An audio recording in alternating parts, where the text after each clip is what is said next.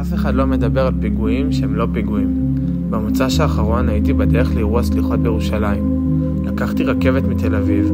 תוך כדי נסיעה, אנשים התחילו לרוץ כמו משוגעים ברכבת וצעקו פיגוע, פיגוע, תרוצו. לקחתי את עצמי ורצתי ביחד עם כולם. זה הרגעים שהייתי בטוח שהחיים שלי נגמרו. דפקתי על החלונות והרגשתי חסר אונים. פתחנו את יציאת החירום ורצנו לתוך פסי הרכבת, בלי שום מחשבה. בשלב מסוים אחד האנשים אמר לכולם שהכל בסדר, אפשר לחזור.